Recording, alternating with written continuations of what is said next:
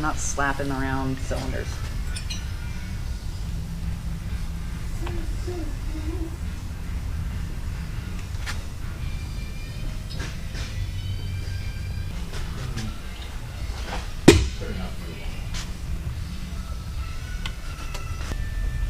We got cylinders again. They're not yellow. Very pretty.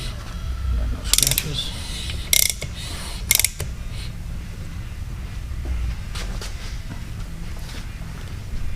There's other little details too, like the finish on the top of the cylinder. You can see I've turned both of these down, right? So that finish matters, is because it has to bite into the gasket as well. So you put a hatch on it, kind of? So there's a little bit of a technical term, phonographic finish, if you will. But just like boring and honing the cylinders, that frequency matters. There's little things like the head gaskets, those little rivets, hold the multi-layer steel stuff together. Some, depending on how far you actually deck the head, resurface it, that little rivet will actually can pinch between the cylinder and the head. So you have to be, I mean, I know it's not going to happen on this one, but you have to be mindful of that. It happened on a lot of the twin cams. If you're really trying to build them with a real high compression, then it could happen and you have to go in there and cut that little rivet out. And it's just there for alignment, right? Mm-hmm. That's it, just to keep them together. Holy crap. Look at those heads, honey. Look at that. Ported, polished. Very pretty. Amazing, right? There's our custom part number for it, stamped in here. It's amazing.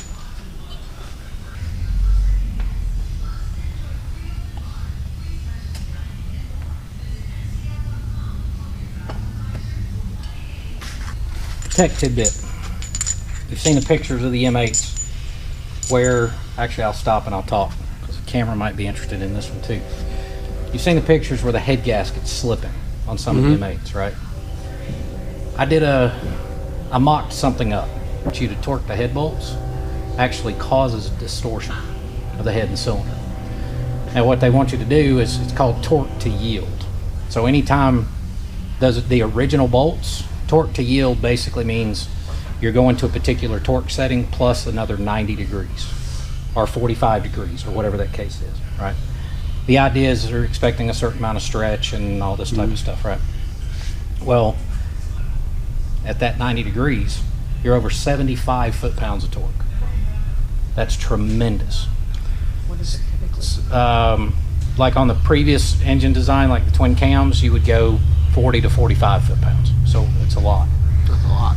So I took the torque plate and I had kind of mocked everything up and I followed their torque sequence. The cylinder either barreled or came in like that, and the head distortion was what concerned me. I think that's the reason why most of the factory head gaskets, they started slipping, because when you're torquing this down to that much, everything changing shape, it does like that, the bow in the middle, right? So if we think about it, for 20 years, the twin cam, you're dealing with virtually the same head material. You're dealing with basically the same cylinder. The only difference is the cylinder stud got a little bigger. Well, that doesn't mean just because the stud got bigger, you need more clamping force to seal a gasket. Right. Right? So I did a lot of looking into that, testing on that. So did S&S. And we ended up talking with each other to discover there ain't a darn thing wrong with doing it in the older way. No reason to do it otherwise. So the reason you have to replace those head bolts, anytime there is a bolt with a spec that is a torque to yield, you need to put a new bolt on it. Because typically the torques are so incredibly high. But we're going to do a totally different procedure. Actually, this procedure is even different than what you do on the twin cam. And then we loop the threads to give us a true torque reading, and also the shoulder of the bolt.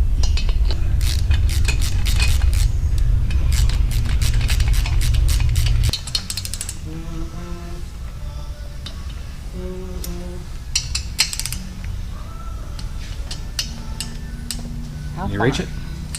what it's gonna do, hold it just right there. It's not gonna be hard to turn. Turn it very slow. What the hell are you doing? I'm working. Turn it real slow, and it will get to a point, the ratchet will go kick.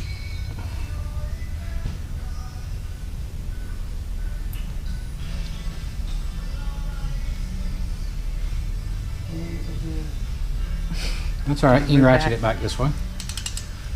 There you go. You're doing it wrong. There you Maybe. go. I got it.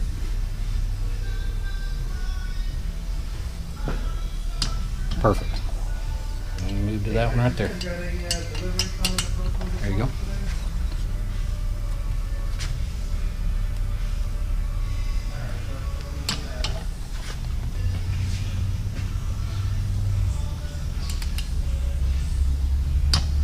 Perfect. Cool.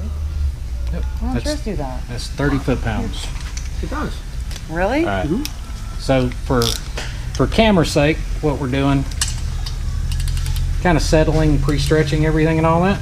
So we went 10 to 20 to 30. Now I'm going to back it off, basically in the reverse order. We're going to back it off a quarter turn in the reverse order. Now, what's the point of backing it off? Let everything, just kind of lets everything settle back in. So you're slowly. Slowly bringing it down. And as a side note, we were talking about the testing, and then S&S went back and they did, yeah, we're going to go 10, 20, then we're going to go to 30. They did a ton of testing where they went back and torqued and loosened the bolt, torqued it, loosened the bolt to see what the final torques actually were, only to find that their bolts are no bull crap, good enough that you can get repeated torque over and over and over again. So you could reuse, technically you could reuse an S&S head bolt. As long as you don't. Torque to yield, as long as you don't overdo it. Right. As long as it's torqued to their spec, you can reuse it. See that? Yeah.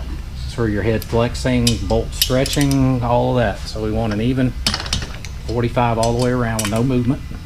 And until I achieve that, see right there? Yep. All right. We're going to keep going around at 45 until. All right.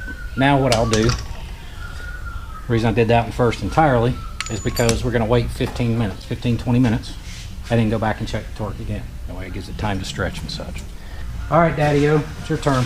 All right. Like so. All right, your push rod sides can go over here. Oh, dear. There you go. And then what you're looking what for side of the motor are are those two dial pins right there. Yeah. How they sit in the head there. There you go. There you go. There you go. Got it? Okay. What happens when you're old and blind? When you're old and blind, Yeah, it's looking like a motor. starting to, ain't it? It's a beautiful thing. You don't want to put too much because you'll blow the top of the bolt out. All right, it's just enough of a squirt to, there you go. Just enough of a squirt to lube the threads a little bit. Hey, would you ask Jason about ordering us a couple pizzas? Y'all care what's on it? Nope. Just snug them up.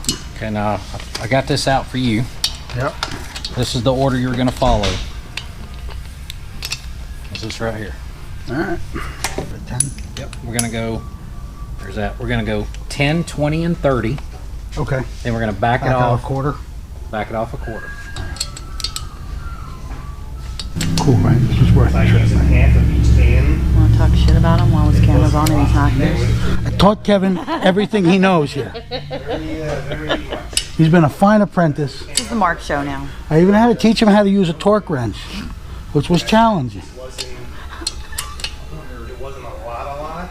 And trust And me, when I invented all the tools that we use, sitting it this it's way. improved us. And trying to keep him focused on one thing at a time, very, very difficult. Shh, he's coming back now. Oh, God, here he Don't comes. tell him I said that. Let me show you a trick. Where you at right now? Where you at right I'm, now? I think I'm at 30, about to go to 50. 30? 30 and a half, but that's all right. No big deal. All right, let me show you a trick.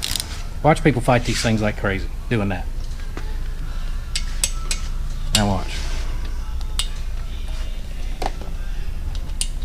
Oh yeah. Pull against yourself. You got it. Told you. I told him everything he knows. Everything. I want to say you're doing a fine job. Thank you. You did a fine job. Now do it again. Do it again. Make sure they're all at 45. Look at that. Look at that. It's got heads on it. There's a motor. That's what we call them in West Virginia. Well, my child brought it down here and wanted to make this here motor. Look at that. Tell me that doesn't That is work. nice. Now, because you wanted them powder coated, Believe it or not. I got to file the edges. edges. See with the powder coat. Yeah, I'm looking at that here too, yep. You wanted to be difficult. Yeah, but they look amazing.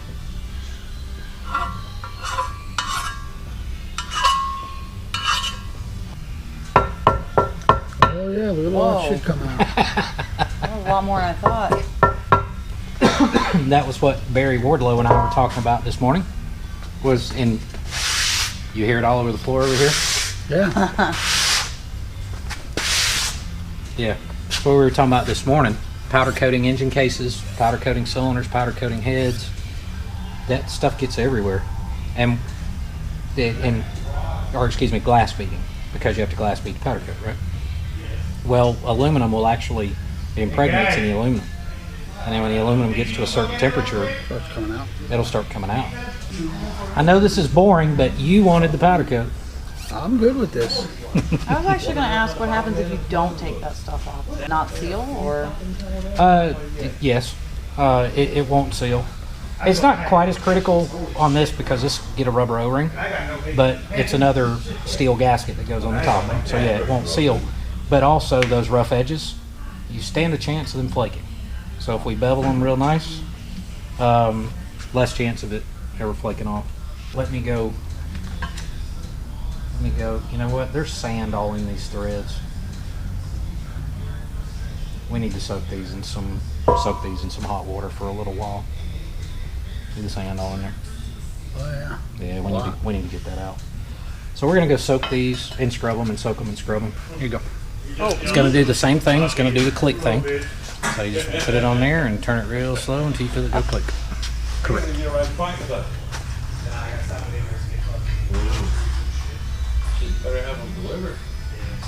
Oh, right there. Perfect. And what you want to do is hold that hand, hold right there just to kind of support it. Just turn real slow. Perfect.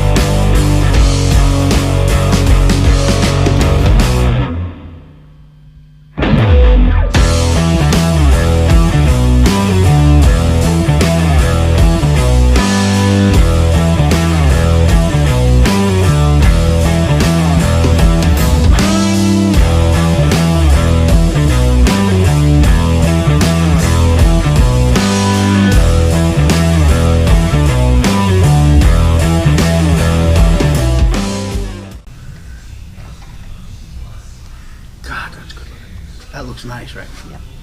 Way better than the chrome. Dude, thanks for having us down here. I've thoroughly enjoyed it. That looks amazing. Just amazing. This was worth every minute and every nickel. Hands down. I just can't wait. That's cool. You got to be a part of it. That's amazing. I can't thank you enough. I mean, He's like a small child. He's like, yee, candy shop. oh yeah. What'd you think? You can see it all. I thought it was actually pretty amazing. I've seen car engines. I've never seen motorcycles really. Besides what he does, but he's not tearing it down. I'm impressed. I mean, you have a level of detail that is pristine. very few people. You have heart and blood and sweat into this, and that's, you can tell. The assembly's cool, right? The assembly was really cool to be a part of that, right? But also having had the opportunity to understand the level of precision in all the other stuff, right? Because assembling the parts is kind of the final phase, right? Right. But everything that goes on before it, the honing and the boring and the valves and the truing up the tops of the cases and cylinders, you know, having had an opportunity to witness firsthand all of the attention to detail is This is going to make me judge the rest of the motorcycle builder world. Yeah. God. it's amazing, right? It's cool. It's really amazing, and to be able to see this whole thing from start to finish, all the stuff that goes into it. The assembly part's very cool, but the tolerances and the calculations and the validation of the validation of the validation that everything's exactly where it's supposed to be. I mean, you can't get that in the store-bought world. Right. It's not available, right? You actually, I watched, right? You look at it and you're like, it's a little too tight. Let's pull it off. Let's hone it. Let's clean it all out. Let's do it again, right? And that's part of assembly. But still, the level of detail doesn't vary. From anything I've watched start to finish, it never varies. It's consistent. That's a big deal. And it's funny too, some folks that watch the channel, it's funny, occasionally we'll get a visitor, right? First thing they do when they walk through that door, they go, wait a minute, you're actually a shop? Right. You're not a movie studio? People think it's a studio, right? So we hear that, and that's kind of comical. But then a handful of people go, thinking we do stuff for the camera, right? But one of the comments when I did the early release, one of the comments was, y'all don't just do this for the camera. This is how you do it every day. And that's why a lot of times I'm so damn hard to get a hold of. It's because when I'm doing this, I don't want anybody to bother me.